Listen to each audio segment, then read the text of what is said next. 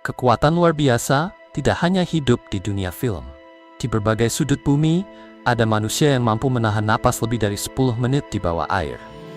Ada pula yang dapat hidup di ketinggian ekstrem, tempat kebanyakan orang akan tumbang hanya dalam hitungan jam. Inilah kisah tentang 12 suku paling menakjubkan di dunia. Komunitas-komunitas yang tubuhnya beradaptasi hingga seolah menantang batas dasar biologi manusia. 1. Suku Bajau.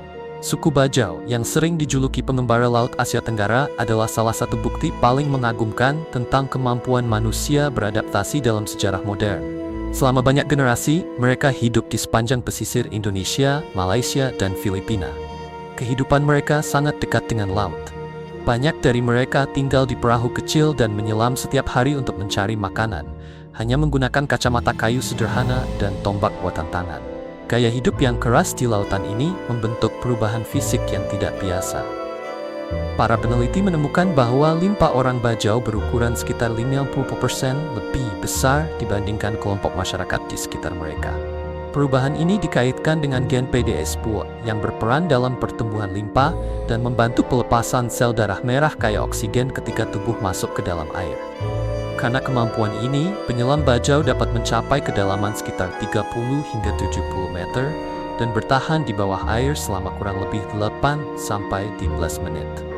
Dalam satu hari, sebagian dari mereka bahkan bisa melakukan ratusan kali penyelaman.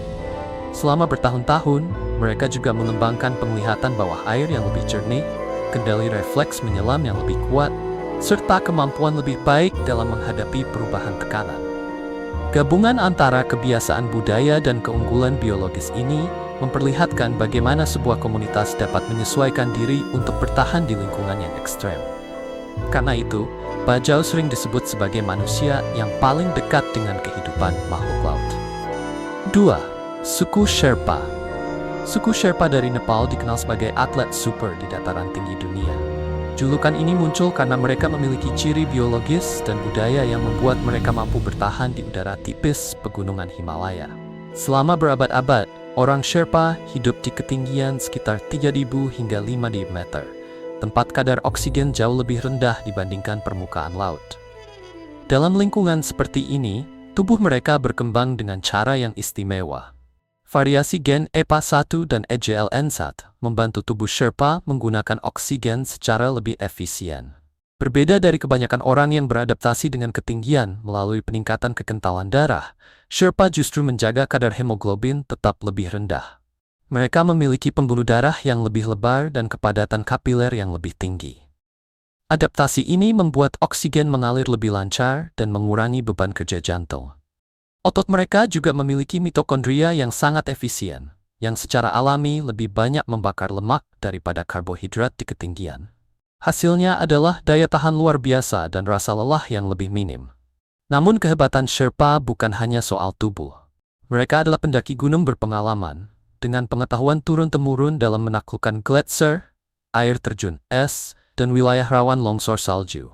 Karena itu, mereka menjadi bagian penting dari hampir setiap ekspedisi Everest. Mereka mampu membawa beban berat di ketinggian ekstrem, lebih tahan terhadap penyakit ketinggian, dan tetap bekerja dengan aman di zona kematian. Suku Sherpa adalah salah satu contoh paling jelas dari evolusi manusia masa kini, menunjukkan bagaimana manusia dapat bertahan melalui adaptasi biologis dan pengetahuan budaya di salah satu lingkungan paling keras di bumi. 3.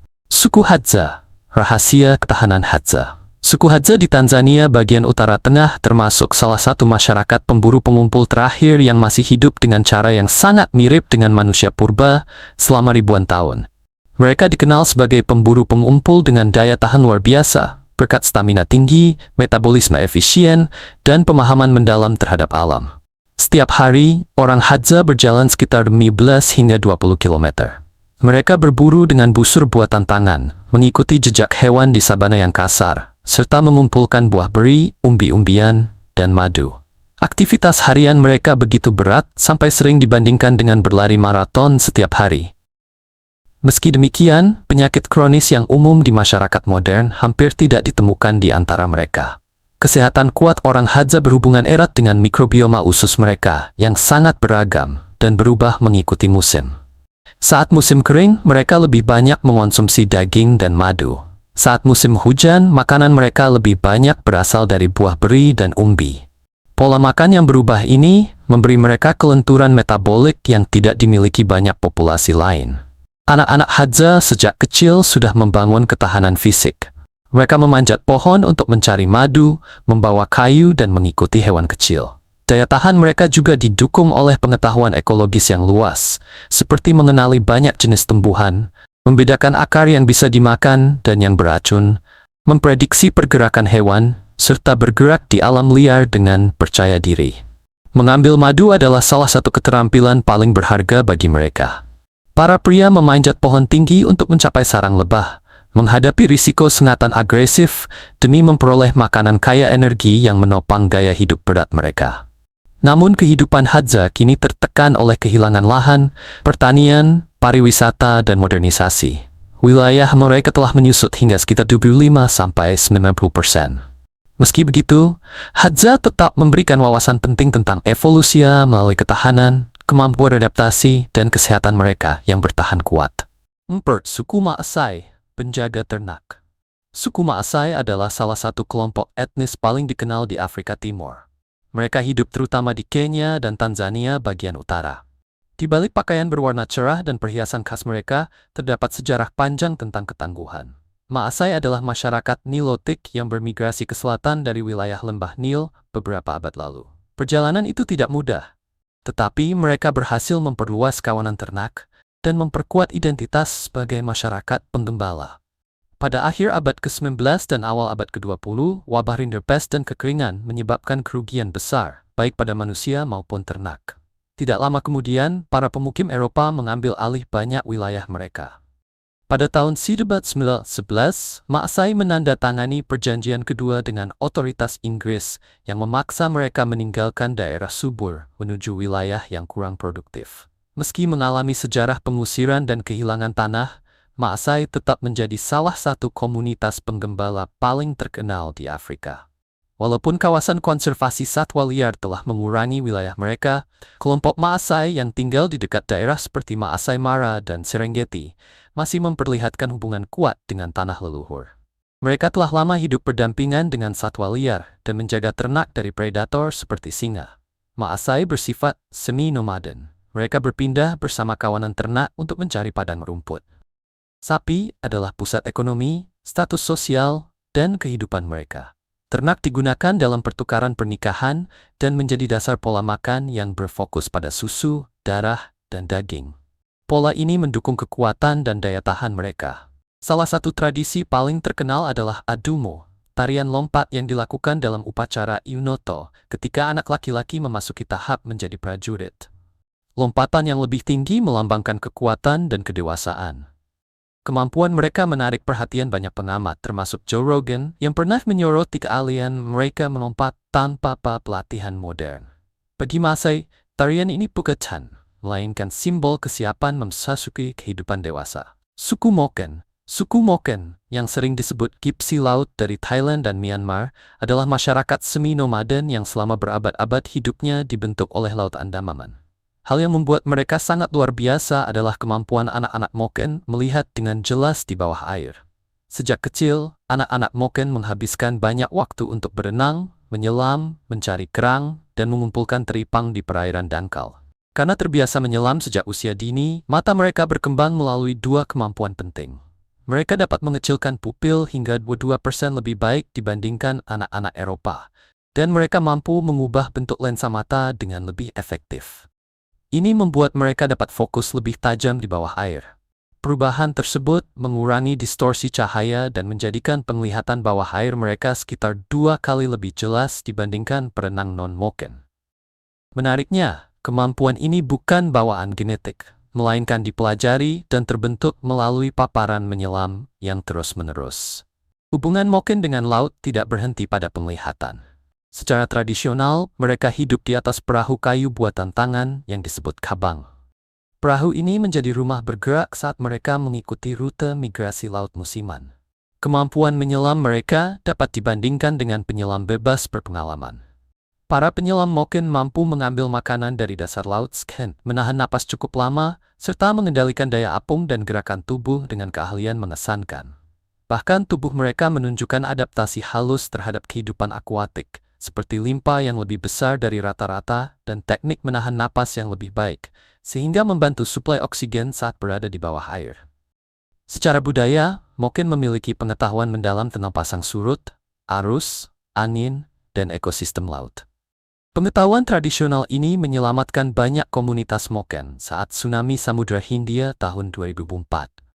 Para tetua mengenali pola laut yang tidak biasa dan membawa masyarakat ke tempat tinggi hanya beberapa menit sebelum gelombang datang. Namun kehidupan mereka kini terancam oleh pemukiman paksa, pembatasan akses ke perairan tradisional, dan hilangnya hak membangun perahu. 6. Penduduk dataran tinggi Tibet. Penduduk dataran tinggi Tibet adalah salah satu kelompok manusia yang seolah lahir untuk hidup dengan oksigen rendah. Selama ribuan tahun, mereka tinggal di dataran tinggi Tibet pada ketinggian sekitar 3.500 hingga lebih dari 5.000 meter. Di tempat ini, kadar oksigen bisa 40% lebih rendah dibandingkan permukaan laut, kondisi yang membuat kebanyakan manusia mengalami penyakit ketinggian berat.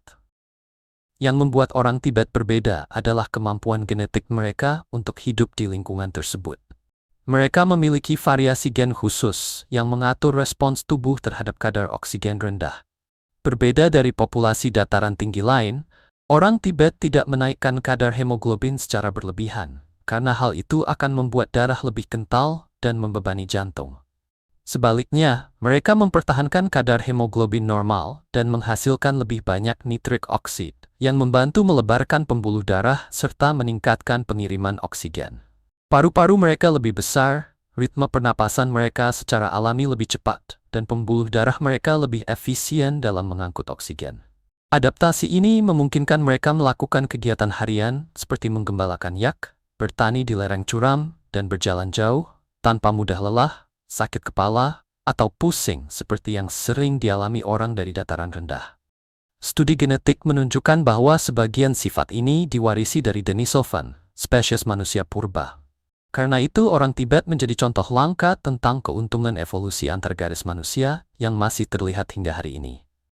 7. Suku Tsimane dari Bolivia. Suku Tsimane di Amazon Bolivia sering dijuluki sebagai pemilik jantung paling sehat di dunia. Julukan ini didukung oleh banyak penelitian medis, termasuk studi jangka panjang dari Tsimane Health and Life History Project dan penelitian besar tahun 2017 yang diterbitkan dalam The Lancet. Mereka hidup di komunitas hutan dan sungai yang terisolasi, dengan gaya hidup tradisional yang berpusat pada berburu, menangkap ikan, meramu, dan pertanian kecil. Keseharian mereka dipenuhi aktivitas fisik. Mereka berjalan sekitar 15.000 hingga 15.000 langkah per hari, mendayung kano, menebang kayu, bertani, dan mengumpulkan makanan. Aktivitas ini membuat tingkat obesitas dan penyakit metabolik mereka sangat rendah. Pola makan mereka juga sangat penting. Mereka terutama mengonsumsi tumbuhan liar, singkong, jagung, pisang raja, kacang-kacangan, buah-buahan, ikan, dan daging buruan rendah lemak. Mereka hampir tidak mengonsumsi gula olahan, garam berlebih, atau lemak tinggi dari makanan modern. Karena itu, orang dewasa Tsimane memiliki salah satu tingkat plak arteri terendah yang pernah tercatat. Kesehatan jantung seorang Tsimane berusia 70 tahun, bahkan mirip dengan orang berusia 40 tahun dari negara industri. Para peneliti juga menemukan bahwa Tsimane mempertahankan kadar kolesterol sehat, tekanan darah stabil sepanjang hidup, dan fungsi jantung kuat, bahkan saat menua. Walaupun mereka menghadapi tingkat penyakit infeksi yang lebih tinggi karena lingkungan tempat tinggal, hal itu tampaknya tidak merusak kesehatan jantung jangka panjang mereka. Meski hidup dengan tantangan fisik dan akses medis terbatas, tubuh mereka menua lebih lambat pada bagian-bagian penting dibandingkan masyarakat industri. Tsimane memberi gambaran hidup tentang bagaimana manusia berevolusi untuk bergerak aktif, mengonsumsi makanan utuh, dan hidup dalam komunitas yang saling mendukung. Mereka menjadi studi kasus berharga tentang seperti apa kesehatan optimal manusia di masa lalu, dan mungkin bisa menjadi pelajaran bagi masa depan. 8. Suku Inuit dari Arktik. Suku Inuit di wilayah Arktik yang hidup di Greenland, Kanada, dan Alaska sering disebut sebagai ahli bertahan hidup dalam dingin ekstrem dan pola makan tinggi lemak. Selama ribuan tahun, mereka mampu bertahan di salah satu iklim paling keras di bumi. Tempat suhu musim dingin dapat turun hingga di bawah minus 40 derajat Celcius, dan makanan nabati sangat langka. Makanan tradisional mereka terutama terdiri dari mamalia laut, ikan, dan hewan Arktik. Pola makan ini sangat tinggi lemak dan protein. Namun berbeda dari banyak populasi lain, Inuit tidak mengalami penyakit kardiovaskular yang biasanya dikaitkan dengan konsumsi lemak tinggi. Penyebabnya adalah variasi genetik khusus yang membantu tubuh mereka memproses asam lemak omega-3 dan omega-6 dengan lebih efektif. Adaptasi ini membantu menurunkan kadar trigliserida dan menjaga kolesterol tetap stabil, sehingga tubuh mereka cocok dengan makanan kaya lemak seperti anjing laut, paus, walrus, dan ikan berlemak. Selain adaptasi makanan, Inuit juga memiliki ciri tubuh yang membantu mereka menghadapi dingin. Mereka memiliki proporsi jaringan lemak coklat yang lebih tinggi, yaitu jenis lemak yang menghasilkan panas untuk menjaga suhu tubuh. Metabolisme mereka bekerja sedikit lebih cepat, menghasilkan lebih banyak panas, dan aliran darah ke bagian tubuh seperti tangan dan kaki dapat menyesuaikan diri untuk mengurangi risiko radang beku. Orang Inuit juga menunjukkan tingkat termogenesis yang lebih tinggi. Artinya tubuh mereka dapat menghasilkan panas bahkan saat beristirahat. Hal ini memungkinkan mereka tetap berburu, bepergian, dan beraktivitas di suhu beku tanpa mengalami tekanan yang sama seperti orang non-Arktik. Secara budaya, Inuit mengembangkan pakaian hangat dari kulit karibu dan kulit anjing laut. Mereka juga menguasai teknik membangun iglu yang mampu memerangkap panas.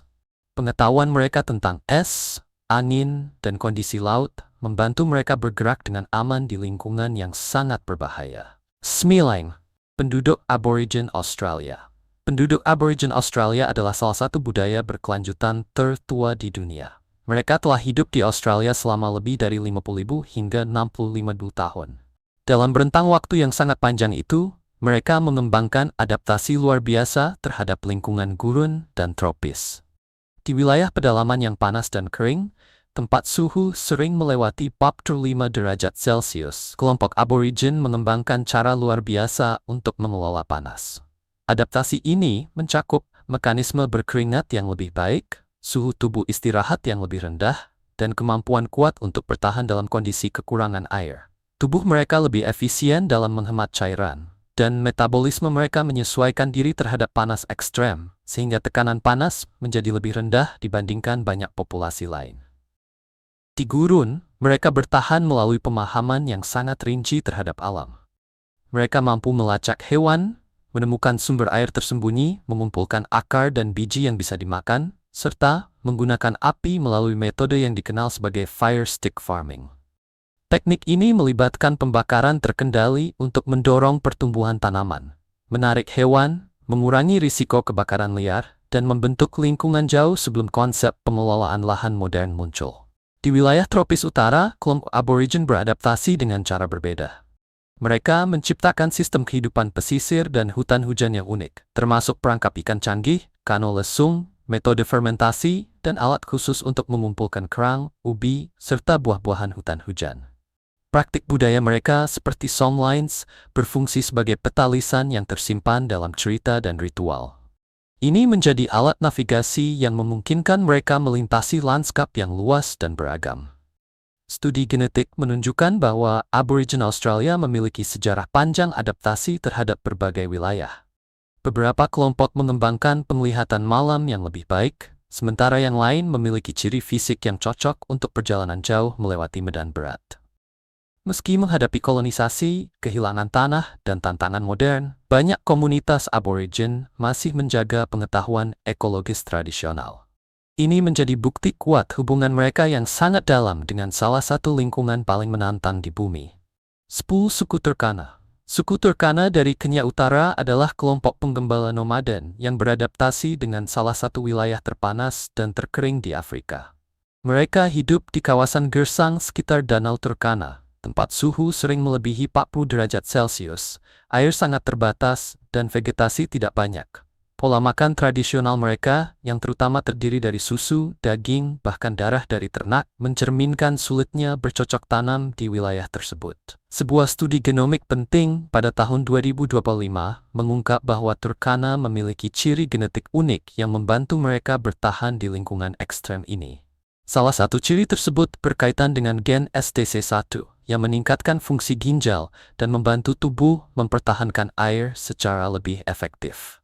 Adaptasi genetik ini mendukung kehidupan sehari-hari mereka, yang melibatkan berjalan jauh di bawah panas ekstrem, menghadapi dehidrasi terus-menerus, dan mengonsumsi makanan tinggi protein sebagai bagian dari rutinitas. Selama ribuan tahun, orang Turkana berpindah melintasi gurun untuk mencari air dan padang rumput. Dalam perjalanan itu, mereka membawa pengetahuan mendalam tentang tanah yang mereka tinggali. Namun, ketika semakin banyak orang Turkana mulai hidup di wilayah perkotaan dan mengadopsi pola makan modern, para ilmuwan mengkhawatirkan terjadinya ketidaksesuaian evolusioner. Artinya, sifat genetik yang dulu membantu mereka bertahan di gurun bisa berubah menjadi risiko kesehatan dalam lingkungan yang lebih tidak aktif atau memiliki asupan garam lebih tinggi. 11. Suku Chukchi yang tak tergoyahkan. Suku Chukchi hidup di bagian timur Laut Siberia, tepatnya di Okrug Otonom Chukchi, Rusia. Wilayah ini termasuk salah satu daerah paling dingin dan terpencil di dunia. Meskipun bukan tempat paling dingin mutlak di bumi, lingkungan mereka tetap sangat ekstrem, dengan suhu yang sering turun jauh di bawah titik beku. Selama berabad-abad, Chukchi menyesuaikan diri dengan kondisi keras ini. Mereka sangat bergantung pada rusa kutub untuk makanan, pakaian, dan tempat berlindung. Mereka dikenal sebagai pemburu dan penggembala terampil, menggunakan pengetahuan mendalam tentang tanah dan satwa liar untuk bertahan hidup. Pada tahun 1900-an, Chukchi melawan upaya Rusia untuk menaklukkan wilayah mereka.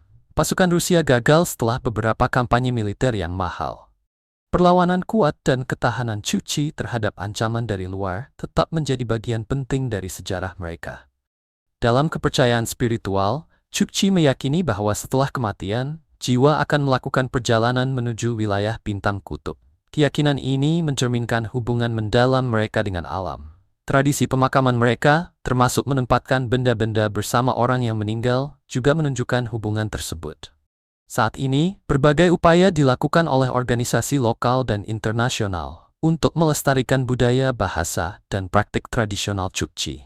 Tujuannya adalah memastikan warisan unik mereka tetap terlindungi di tengah dunia yang berubah cepat. 12. Para penjaga Amazon. Suku Huaorani, yang juga dikenal sebagai Waorani, adalah masyarakat adat yang hidup di hutan hujan Amazon, Ekuador. Dengan populasi sekitar 4.000 orang, Huaorani telah hidup dalam keterasingan selama berabad-abad dan lama menolak kontak dengan dunia luar. Bahasa mereka merupakan bahasa isolat, unik, dan tidak berkerabat dengan rumpun bahasa manapun yang diketahui. Hal ini membuat mereka berbeda dari banyak suku lainnya. Hubungan mendalam dengan tanah menjadi pusat identitas mereka. Wilayah Amazon yang mereka huni sangat penting bagi kelangsungan hidup dan praktik budaya mereka.